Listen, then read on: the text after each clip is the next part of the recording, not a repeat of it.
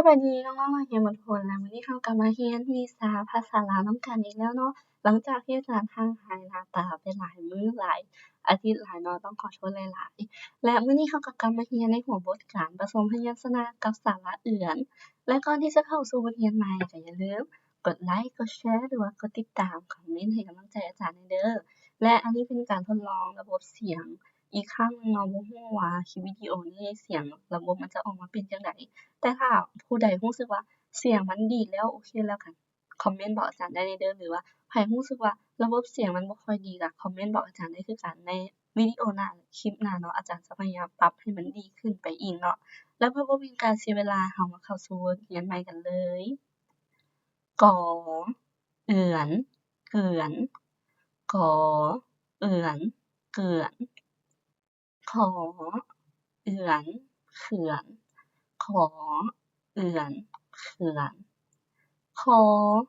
เอือนเขื่อนคอเอือนเขื่อนงอเอือนเงือนงอเอือนเงือนสอเอือนเจือนจอเอือนเจือนสอเอือนเสือนสอเอือนเสือนซอ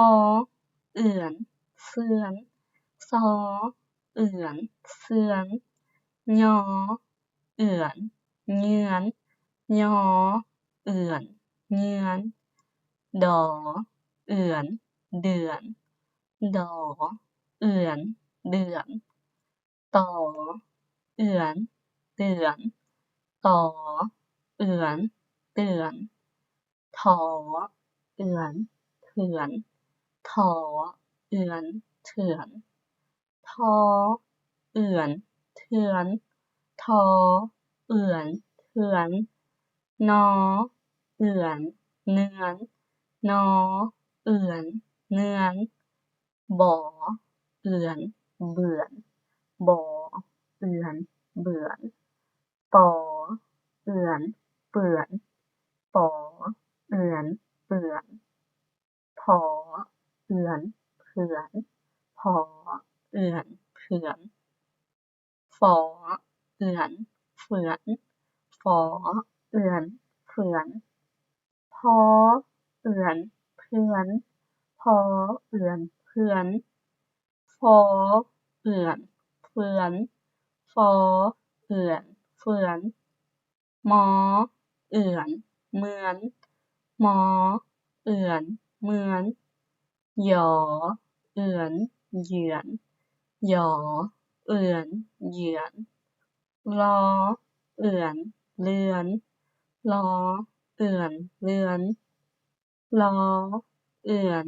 เรือนรอเอือนเรือนวอเอือนเวือนวอเอือนเวือนหอเอือนเหือนหอเอือนเหือนออเอือนเอือนอ๋อเอือนเอือนฮอเอือนเหือนฮอเอือนเหือนหงอ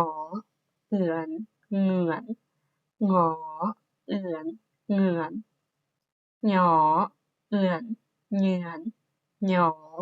เอือนเหยือนหนอเอือนเหนือนหนอเอือนเหนือนหมอเอือนเหมือนหมอเอือนเหมือนหลอเอือนเหลือนหลอเอือนเหลือนหวอเอือนเหวือนหวอเอือนเหวือนกอเอือนเกือนขอเอือนเขือน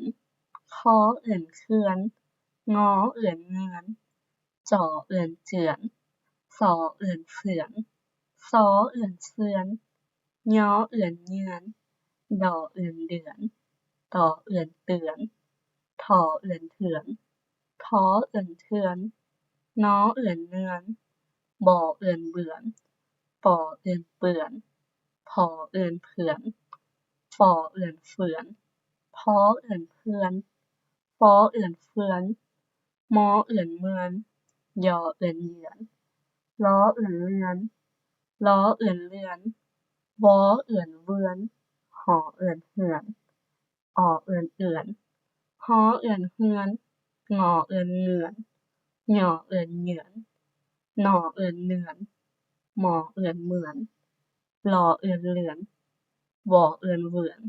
และบทเรียนของเราในมื้อนี้ก็จบเพียงเท่านี้เนาะเป็นจั่งใดถูกใจหลายๆคนหรือบ่ถ้ารู้สึกว่าถูกใจวิดีโอนี้เนาะก็อย่าลืมกดไลค์กดแชร์หรือกดติดตามอาจารย์เด้อสำหรับวิดีโอนี้จะเป็นสระเอื่อนเป็นสระสุดท้ายของนอนกสะกดเลยเนาะและข้างหน้าจะเป็นสระ